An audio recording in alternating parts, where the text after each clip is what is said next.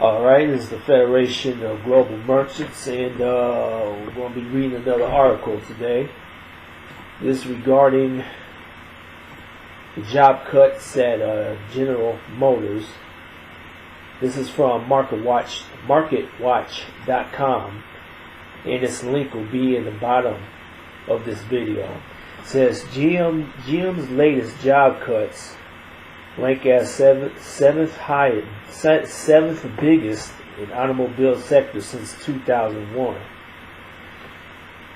Okay, and since General Motors news Monday that is cutting an estimated 14,700 jobs, rank as the seventh largest such move in the automotive sector since 2001, according to the outplacement firm Challenger Gray and Christmas. And there's a chart below showing maybe about 20 different job cuts within the last 17 years since 2001. And the one that's highlighted is the job cuts from Monday. And I guess they're cutting it due to cutting costs and things like that. So they're laying off, or they're actually firing 14,700 people just to cut costs, whatever that means. And article goes on to say shares in GM have risen 0.71%, were trading sharply higher Monday following the car maker's announcement that it would cut salaried workers and salaried contract staff by 15%. The announcement by GM is on trend with other major companies who are pivoting due to disruptive technologies, said Andrew Challenger, vice president at Challenger and Gray in Christmas, in a statement. These large-scale job cuts announcements do not necessarily spell a downturn, although a downturn could very well be on the horizon. Rather, the companies are capitalizing on a good economy to position themselves for growth, he said. Okay. GM said it plans to funnel more resources to electronic and autonomous vehicles, as CEO Mary Barra emphasizes that companies was recognizing the need to stay in front of the changing market conditions and customer preferences. Challenger's had an upbeat message for affected workers. For workers who are transitioning out of the company, now is a good time to be conducting a job search, as the tight labor market means that skills will be in demand. Finding new employment might not be as difficult during the period of high unemployment. Well, I don't know what that means, but whatever. Okay, the move more than doubled the number of job cuts announced by U.S. automotive companies in 2008, according to the outplacement firm. Okay, I'm just going to read some comments here. And then I'm kind of going to give my own little commentary because I got some things to say. Alright, I guess one person named J.K. says, and your point is, it takes less than a few generations of responsibility sacrifice to break the cycle, and someone to break into the upper 1%. Okay, Ford didn't go bankrupt during the big recession because it was able to sell valuable brands. Volvo, Aston Martin, Jaguar, and Land Rover. GM couldn't sell their loser brands, Saturn, Saab, Hummer, and of course there was GMAC that was holding the bad debts. Okay.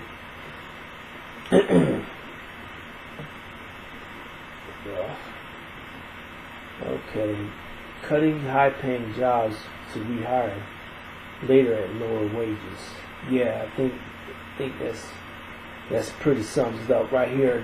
You know, it's kind of interesting in the story. It said the actual CEO said that finding new employment may not be as difficult difficult during a period of higher unemployment. I don't understand that. You know, if there's high unemployment, then it's probably going to be a lot more difficult to find new employment. So maybe that's a word trick or something like that. But I don't know. It seems kind of fishy to me because I guess they're taking more of the resources to produce more electric and autonomous vehicles. And I got a problem with the autonomous vehicles. You know, if I think I know what they're talking about driverless cars and stuff like that. I think. And I don't know exactly what they mean by that. But people don't buy people buy electronic cars and you know they're selling this stuff like that. But you know, I think it would be a lot better. I think it would be a lot better if like GM came up with a whole new class or a whole new like class of cars that are geared towards, you know, millennials. You know, I think, you know, the younger generation, a car that's like more reliable and, you know, a car that's affordable. Cause you know, I've been reading articles online and I can't name them. I can't even tell you all the comments I've read about GM and their cars being, you know, being not as high quality as the foreign cars like Toyota, Honda, and Nissan, and some of these other foreign cars. You know, if I was them, I wouldn't worry about, you know, creating, you know, more autonomous vehicles and electronic cars and stuff like that. Of course, you want to produce those cars because there's people out there that will buy them. But you know, the big thing for me, and the things I've heard about American cars, is that they don't last as long. You know, I've heard stories of people with Toyotas and Hondas, man. Those Hondas last really, really long time. You know, there's people that are driving Hondas now and they got like 300,000 miles on it. No problems whatsoever. You know, and I think in a really bad economy, when people are out of work and they're trying to save money, they usually flock to quality products because, you know, you get more bang for your buck. And that's something, and I think that's something that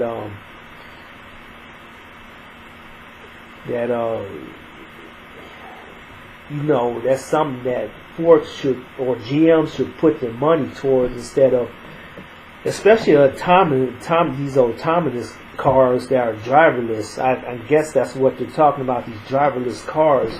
You know, I don't really see anybody in the next 5, 10, heck, maybe even 15 years that would want to drive that. Want to be in there, you know, with the car there's no driver or anything. Maybe sometime, you know, in the future, I guess, you know, 15, 20 years from now, maybe they might have more buyers or more people that are wanting to do that. But, you know, I wouldn't put so much of my money into that, especially knowing that GM, you know, a lot of these cars and stuff, the American-made cars are not really, you know, they've gotten better over the years, but, you know, of course they still have their problems as compared to the Japanese-made cars, and just, you know, them trying to produce autonomous vehicles, knowing that they have quality issues with a lot of the cars, man, I don't think anybody's going to want to get into a driverless car. That's just my opinion.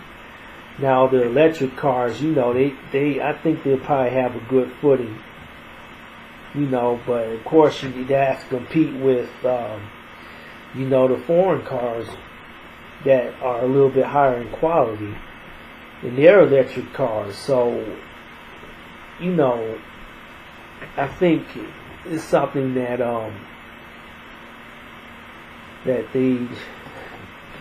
that's something that they should keep tabs on, because of course if you have a car that can last long, that's affordable, you don't have an $8,000 or $10,000 car that you're trying to sell for $20,000. I've read a lot of comments saying that they focus too much on profit, just trying to make a profit, and CEO pay, and all this employee health care, putting a lot of money into that, and marketing and stuff like that. If they just put more money into the product, make sure the product is really long lasting, and it's up to par in the quality, then a good product can sell itself.